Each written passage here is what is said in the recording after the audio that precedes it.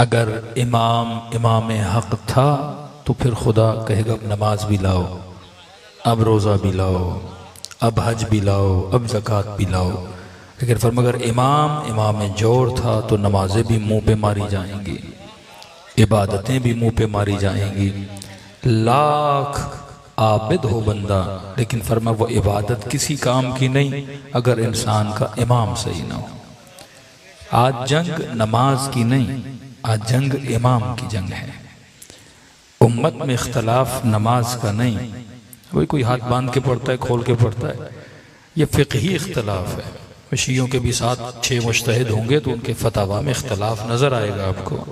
इज्तिहाद हर किसी ने अपने अपने तरीक़े से किया हुआ है, लेकिन असल दीन में जो नमाज है वो हर मुसलमान मानता है, रोज़ा हर मुसलमान मानता है, हज हर मुसलमान मानता है, ज़कात हर मुसलमान देता है। यहाँ मसला किस चीज़ का है? इमाम का मसला है। तभी फरमाया यौम नदउ कुल्ल उनासिम बिइमामिहिम, क़यामत के दिन हर इंसान को किसके साथ बुलाया जाएगा? इमाम के साथ बुलाया जाएगा। अगर इमाम जोर का था तो नमाज़ें काबिल कबूल नहीं, अगर इमाम हक का था तो नमाज भी कबूल है, इबादत भी कबूल है। हो सकता है आप बच्चे कहें कि बोला कोई आसान सी मिसाल दें। देखिए एक आदमी नमाज पढ़ना चाहता है, 50,000 का मजमा कहे कि भाई हमने नमाज पढ़नी है, लेकिन इस 50,000 के मजमे को किबले का नहीं पता। रुकू आता है, सजदा आता है, हम्द आता है, खुजू भी है, खुशू भी है, गिरिया भी है, लंबे सजदे भी हैं, लंबे रुकू भी हैं, तस्बीह खुदा भी है। ये 50,000 मजमा खड़ा हो जाए, कोई दाईं तरफ पढ़ के नमाज पढ़े, कोई उल्टी तरफ खड़ा हो जाए, और 50,000 के 50,000 रुकू भी सही अंजाम दें, सजदे भी सही अंजाम दें, उनके जिक्र भी सही अंजाम दें, खुजू भी हो, खुशू भी हो, आंखों से आंसू भी बह रहे हों, और इन 50,000 में एक बंदा हो जो 2 रकत नमाज पढ़े लेकिन उसका किबला सही हो, तो खुदा 50,000 की नमाजों को कबूल नहीं करता, उसकी नमाज कबूल करता है जिसका किबला सही होता है। सल्लल्लाहु मुहम्मद। अब आप कहीं मौलाना नमाज तो सही पढ़ी थी, रोज़ा तो सही रखा था, सजदा तो सही दिया था, रुकू तो सही था, हम तो सही था, करात तो सही थी, सब कुछ सही था, और इसने 100 रकत नमाज पढ़ दी, फलां ने 150 रकत नमाज पढ़ दी, फलां ने 60 साल नमाज पढ़ दी, फलां ने 70 साल नमाज पढ़ दी। तो अल्लाह कहता है मैं तुम्हारी नमाजों की क्वांटिटी को नहीं देखता, मैं नमाज के किबले को देखता हूँ।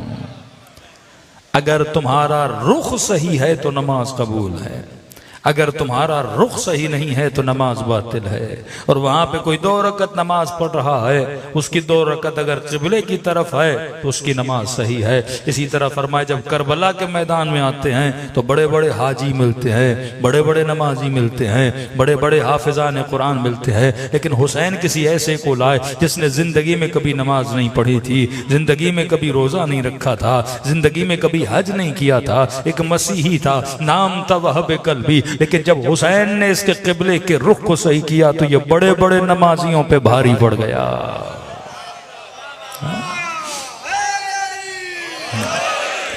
असल मसला ये है कि इंसान का रुख कहाँ होना चाहिए। नमाज पढ़ना तो उम्मत सीख गई, रोजा रखना तो उम्मत सीख गई, जिहाद करना तो उम्मत सीख गई, खैर व खैरात करना तो उम्मत सीख गई, लेकिन मसला यह है उम्मत का रुख गलत है। अगर रुख सही हो तो इबादतें कबूल हो जाती हैं। अब देखिए नमाजों का किबला कौन है? काबा है। किबला कहते ही रुख को है।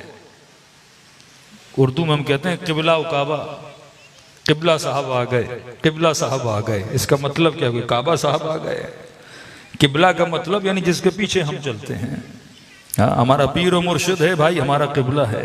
मतलब जो कहता है हम करते हैं, जहाँ चलता है इसके पीछे चलते हैं। अदब एहतराम का लफ्ज भी है, लेकिन इसका लफ्जी तर्जुमा यह है हमारे रुख साहब आ गए कि जिसे रुख अनवर को हम देखते हैं, मुरीद जिसको देख के खुश होते हैं तो उसके रुख की तरफ उनकी हरकतें चलती हैं। तो फरमा नमाज जिस तरफ रुख करते हैं वो क्या है? काबा है। हम उर्फ आम में कहते हैं कि किबले की तरफ नमाज पढ़ो। नमाज किबले की तरफ नहीं होती, नमाज काबे की तरफ होती है। काबा है जो किबला बनता है। किबलतुल मुस्लिमीन क्या है? काबा है। पहला किबला मस्जिद अक्सा, दूसरा किबला मक्के की तरफ है। तो अब नमाज किसकी तरफ पढ़ते हैं? काबे की तरफ पढ़ते हैं। फरमा नमाजी की नमाज कबूल नहीं हो सकती जब तक उसका किबला काबा ना हो, और मोमिन का ईमान तब तक कामिल नहीं जब तक ईमान का किबला अली इब्न अबी तालिब ना हो। अल्लाहुम्मा सल्ली अला मुहम्मद।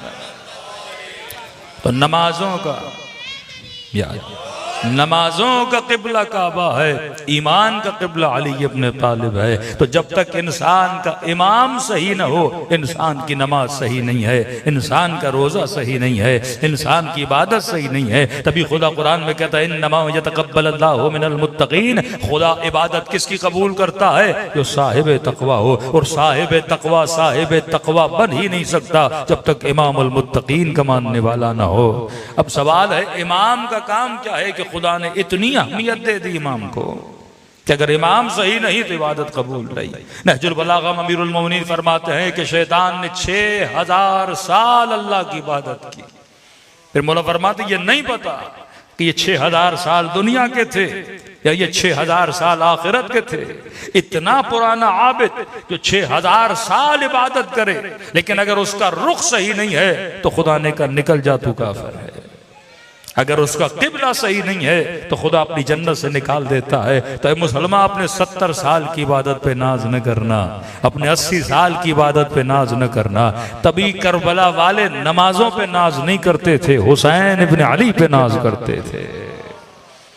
नाज इमाम पे होता है क्योंकि ये इमाम है जो तुझे निजात का दरवाजा दिखाता है, ये इमाम है जो तुझे शफाअत का दरवाजा दिखाता है। अगर मुस्तफ़ा ना होते तो नमाज ना होती, अगर मुस्तफ़ा ना होते तो रोजा ना होता, अगर मुस्तफ़ा ना होते तो उम्मत मुवहिद ना होती। तो आज हमारे पास जो कुछ भी है मुस्तफ़ा की वजह से है। रुख अगर मुस्तफ़ा की तरफ है तो तौहीद भी सही है, रुख अगर मुस्तफ़ा की तरफ है तो नमाज भी सही है, रुख अगर मुस्तफ़ा की तरफ है तो इमाम भी सही है, रुख अगर मुस्तफा की तरफ है तो जिंदगी भी बेहतर है, क्योंकि ये इमाम है जो तुझे सही रास्ता बताता है। अब या रसूल अल्लाह आप दुनिया से जा रहे हैं, मैं किबला किसे बनाऊं, मैं रुख किसका इख्तियार करूं? अब यहाँ पे उम्मत कंफ्यूज हो गई। किसी ने कहा ये किबला है, किसी ने कहा वो किबला है, और किसी ने तो हद ही कर दी कि सारे के सारे किबला है। जिसके पीछे भी लगो तो इबादत कबूल हो जाती है। लेकिन नबी ने फरमाया नहीं, अलीयुन मअल हक़ वल हक़ मा अली, अली हक के साथ है और हक अली के साथ है।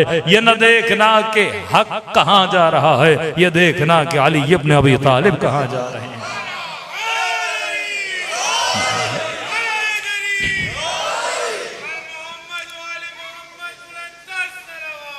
अल्लाहुम्मा सल्ली अला मुहम्मद।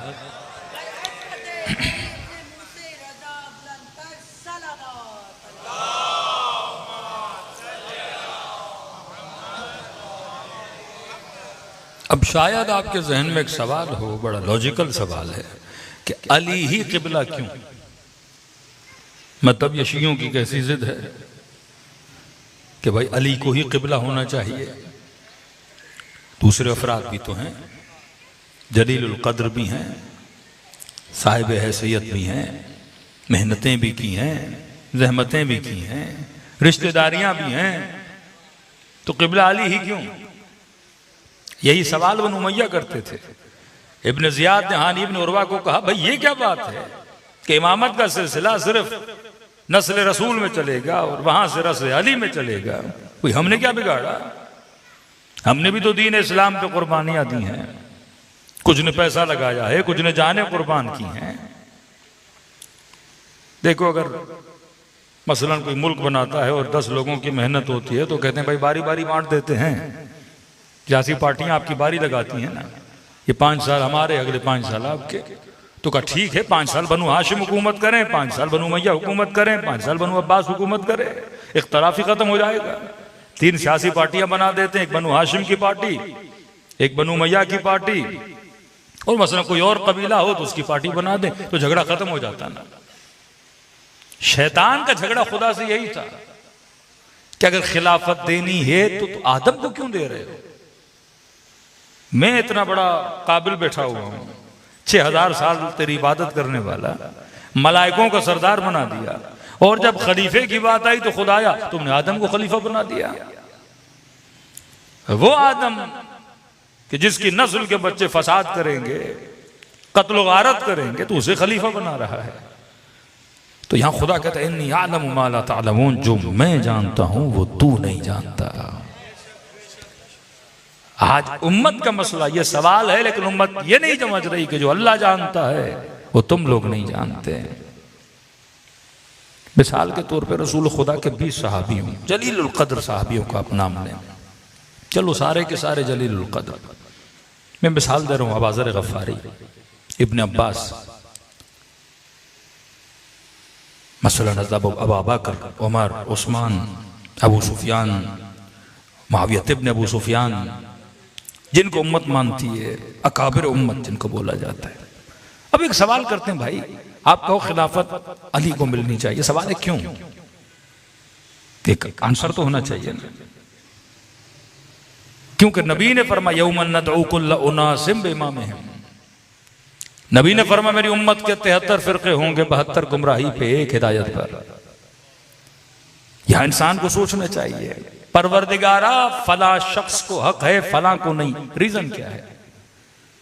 हाँ, उम्मत ने कहा कि जब सारे जलीलुल कद्र हैं तो हम मसलन इस जलीलुल कद्र को हक खिलाफत देते हैं, और वो जलीलुल कद्र दूसरे जलीलुल कद्र को हक खिलाफत देता है, और वो तीसरे जलीलुल कद्र को देता है, वो चौथे जलीलुल कद्र को देता है। जब तक आप कार इमाम नहीं समझोगे, अब सवाल है, अबाज़र बड़े जलीलुल कद्र हैं, जनाब अबू बकर की उम्र के अंदर एक खास उम्र, अपना उम्मत के अंदर एक खास हैसियत मकाम है। मिसाले में अबू बकर को बना रहा हूं, उमर को नहीं बना रहा, या दूसरे नंबर पे उमर को बना रहा हूं, उस्मान को नहीं बना रहा। तो ये जो मेरी सिलेक्शन है किस बुनियाद पर है? कुरआन की बुनियाद पर है कि हमने 6 नाम लिखे और डाल दिए, इंतखाब की बुनियाद पर है कि मुझे ये लगता है कि फला साहब सबसे ज्यादा काबिल हैं, या उम्मत को ये लगता है कि फला साहब इस ओहदे के लिए सबसे ज्यादा मुनासिब हैं। अब यहां आप कार इमाम को समझे कि इमाम का काम क्या है। फिर हम पूछेंगे फला खिलाफत में क्या हुआ, का भाई फला खलीफे ने इतने मुल्क फतह किए। फला खिलाफत में क्या हुआ, का फला खिलाफत मसलन मुल्क के अंदर इतनी रोड बनाए गए, रास्ते बनाए गए। फला खिलाफत में क्या हुआ, का फला खिलाफत में भी बैतुल माल मसलन सही तरीके से तकसीम हुआ, थोड़े से इख्तलाफात हुए। फला खिलाफत में क्या हुआ, फला खिलाफत में मसलन जंगें बहुत हुई, ये हुआ वो हुआ। या आप खलीफे का कारनामा बताते हो। यहां पे हम मिस्टेक करते हैं कि जो खलीफतुल्लाह है, जो अल्लाह का नुमाइंदा है, सबसे पहले उसकी ड्यूटी डिफाइन होनी चाहिए कि खलीफे का काम क्या है, खलीफा आकर करेगा क्या। अगर आप ये कहें मौलाना खलीफे का काम है कि वो रोड बनाए, खलीफे का काम है वो बिल्डिंग बनाए, खलीफे का काम है कि माशरे के अंदर आसानियां पैदा करे, अब फिर तो सही, आप किसी भी मुतदय्यन इंसान को लगा सकते हो जो चोर ना हो, जो बैतुल माल से पैसा ना उठाए, जो सिफारिशबाज ना हो, जो अपने रिश्तेदारों को सिस्टम में न लगाए, काबिल लोगों को लगाए, तो अच्छी बात है। आज जितनी उम्मत दुआ करती है परवरदिगारा हजरत महदी को भेज दे, वो शिया हो या सुन्नी हो, यहूदी कहे हजरत मूसा को भेज दे, ईसाई कहे हजरत ईसा को भेज दे, मुसलमान कहे कि हजरत महदी का ज़हूर फरमा। अब ये सोचो ज़हूर की दुआ कर क्यों रहे हो। किसी बच्चे ने कहा मौलाना इसलिए कर रहे हैं मेरे घर में लाइट बहुत जाती है, इमाम आएंगे लोड शेडिंग कम हो जाएगी। किसी ने कहा मौलाना रोडों का बड़ा बुरा हाल है, कराची में ट्रैफिक बहुत है, इमाम आएंगे चलो एक इंसाफ का निजाम होगा, रोड बड़े अच्छे बन जाएंगे। किसी ने कहा किबला क्या करें, शरीफ हमारे ऊपर हैं, इमाम आएंगे तो ये शरीफ उतर जाएंगे और हकीकी शरीफ शायद ऊपर आ जाए। हर इंसान अपनी परेशानियों का इलाज किसे समझता है, इमाम को समझता है।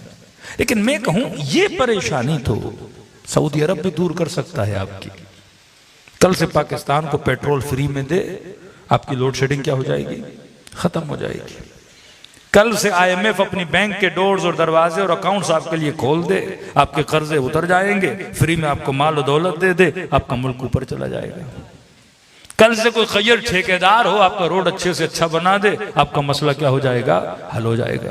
क्योंकि यूके जाते हो रोडों का मसला नहीं है, अमेरिका जाते हो लोड शेडिंग का मसला नहीं है, जापान जाते हो कि वहां जॉब के इश्यूज नहीं है। तो जिन मुल्कों में ये मसले हल है तो क्या उनको इमाम ज़माना की जरूरत है कि नहीं है? वो क्यों मंगवाए? मौला रोड भी बने हुए हैं, लोड शेडिंग भी हमारे पास नहीं है, मतलब कोई इशू ही नहीं है उनके पास, तो वो इमाम ज़माना को क्यों मंगवाए?